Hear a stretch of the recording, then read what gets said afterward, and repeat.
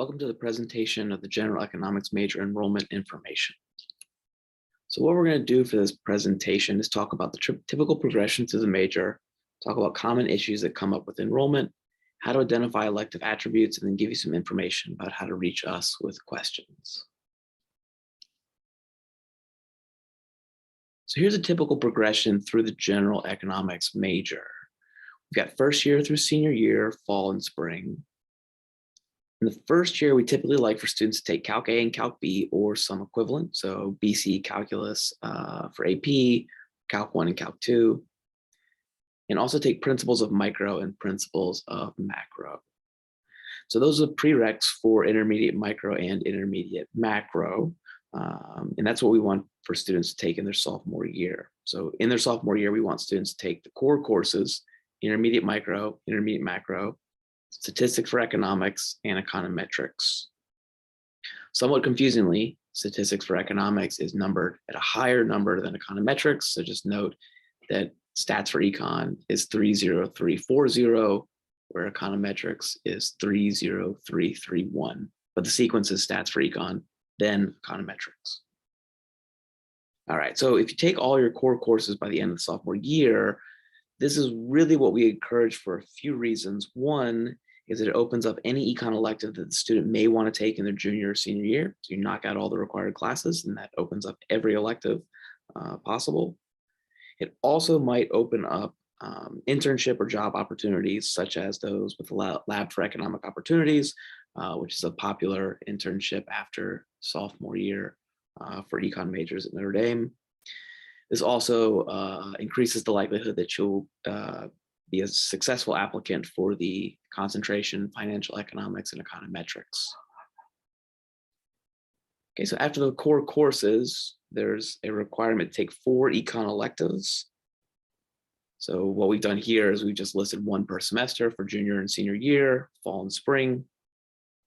Of the 4 electives, 2 must be at the 40,000 level as opposed to the 30,000 level. So these are our advanced electives. 2 out of the 4 have to be at the 40,000 level or higher.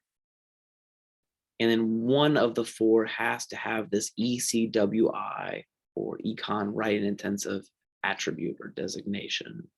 So 4 electives, 2 40,000 plus, 1, at least 1 ECWI. If you study abroad, typically students will study abroad in their junior year. At most, 1 elective can be taken abroad. Okay, so that's the typical progression. Some common issues. The first is related to statistics on campus. And remember that Stats for Econ is the prerequisite for econometrics. Now, I've listed in bold here all of the prerequisites for econometrics, and what you see is that it's a soup. In bold is Econ 30340, or Statistics for Economics. That is the most straightforward route. That being said, there's tons of other departments on campus that offer some stats equivalents, or some statistics courses. These are all of the different stats classes that count as prerequisites for econometrics.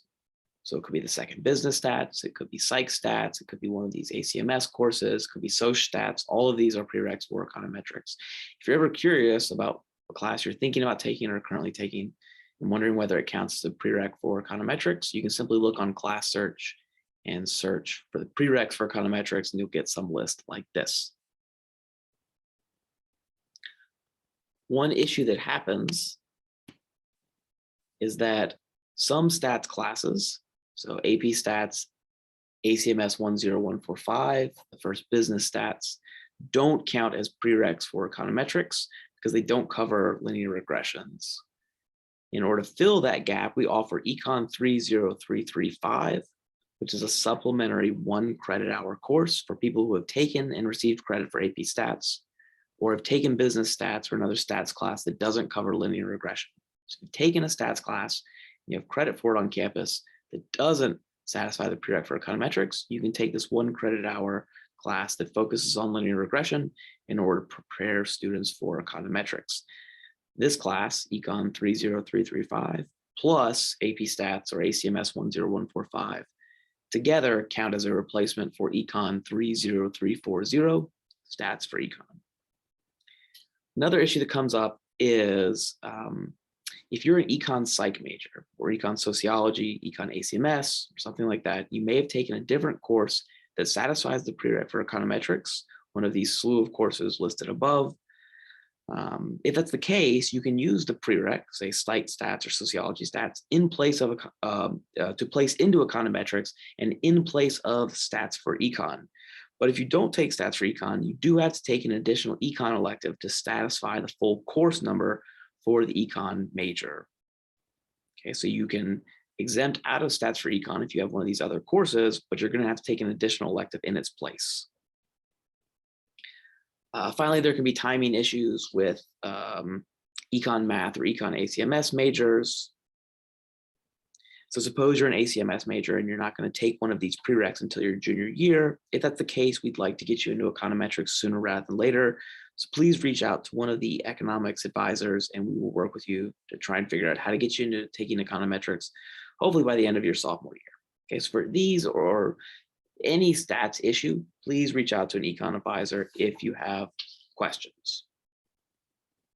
All right, so now I'm going to outline the procedure for closed classes in the waitlist, and this is probably the biggest source of confusion that we get during enrollment. When a class is full, we close enrollment and start a waitlist. Once class fills up, we close down general admission, and manually we start a waitlist. You'll know the class is full because you'll receive a message or a restriction that says, in quotes, class full, email econ@nd.edu. At this point, you can email, guessed it, econ@nd.edu to add your name to the list. If a spot opens up, Shannon Carter will then send you an email telling you you can register. Now, why is this so confusing? The issue is that we have to do all of this manually. So once a class is closed, the only way you can get in is if someone else drops. When they drop, we have to manually give that person at the top of the list an override and then email you with a notification that you can register. During this time, it looks as if there's an opening in the course, right? Because somebody dropped. We have given the approval to the first person on the list. We've emailed them, but they haven't registered yet.